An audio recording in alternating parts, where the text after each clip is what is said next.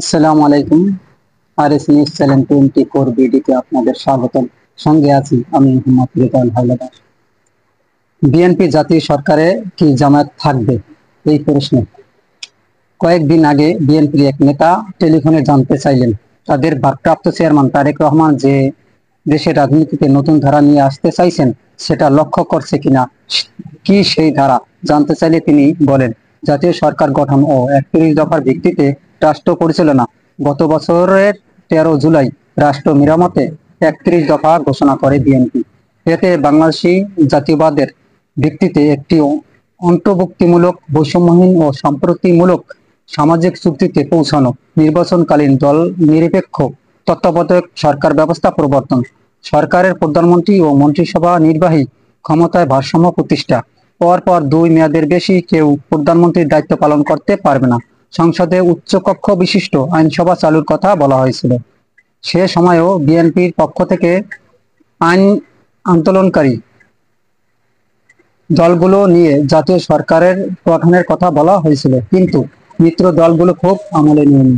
তাদের কথা ছিল আগে স্বৈরাচারী সরকার বিদায় নিক, এরপর সরকারের কাঠামো নিয়ে ভাবা যাবে।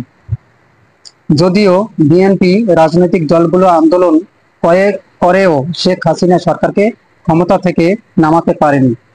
পরে কোটা সংস্কার দাবিতে শুরু হওয়া শিক্ষার্থীদের একটি আন্দোলন গণউৎপাদনে পরিণত হয়ে শেখ হাসিনার পতন হয়েছে। তবে বিএনপি ও জামাতের মধ্যে একটা মনস্তাত্ত্বিক দ্বন্দ্ব দেখা যাচ্ছে। নীল নদের বিপরীতে বিপরীতে আগে তারা সাদা দলের ব্যানারে ঐক্যবদ্ধ ছিল। নীল দলের অবস্থিতিতে এখন তারা অনেকটা বিভক্ত। অনেক রাজনৈতিক বিশ্লেষক মনে করেন, নতুন রাজনৈতিক বাস্তবতায় জামায়াত ইসলামী বিএনপির সহযোগী না হয়ে অন্যান্য ইসলামিক দলকে নিয়ে নিজেই ক্ষমতায় যেতে চাইছে। কিন্তু এটা কতটা বাস্তবসম্মত? অতীতের মাঠের রাজনীতিতে জামায়াতের অবস্থান কতটা শক্তিশালী হোক না কেন, ভোটের রাজনীতিতে তারা খুব সুবিধা করতে পারেনি। তারা কোনো নির্বাচনে 5%-এর বেশি ভোট পায়নি। অন্যান্য ইসলামিক দলের অবস্থা আরো শোচনীয়। তবে হ্যাঁ, আমার একান্ত ব্যক্তিগত মতামত, এবার নির্বাচনে যদি বাংলাদেশের সকল ইসলামিক দলগুলো এবং সকল ইসলামিক প্রতিষ্ঠানগুলো একত্রে ইসলামী দলগুলোকে সাপোর্ট করে, তাহলে বিএনপি যে হারে দেশে চাঁদা এবং লুটপাটে ব্যস্ত আছে, তাতে বাংলাদেশের মানুষ অতিষ্ঠ হয়ে ইসলামিক দলগুলোকে নির্বাচিত করবে ইনশাল্লাহ। এবং আমরা অতীতে বিএনপিকে দেখেছি, আওয়ামী লীগ সরকারকেও দেখেছি, সব দেখেছি। এবার আমরা যদি সবাই একাত্রে ইসলামিক কোন দলকে দেখতে চাই, ইনশাল্লাহ বাংলাদেশের রাজনীতিতে একটি আমূল পরিবর্তন নিয়ে আসতে পারবে বলে আমার ব্যক্তিগত মতামত।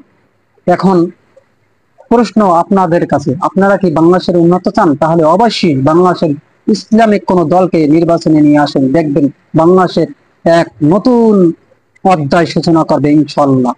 দেখা যাক বাংলাদেশের রাজনৈতিক ইতিহাসে কি ঘটে।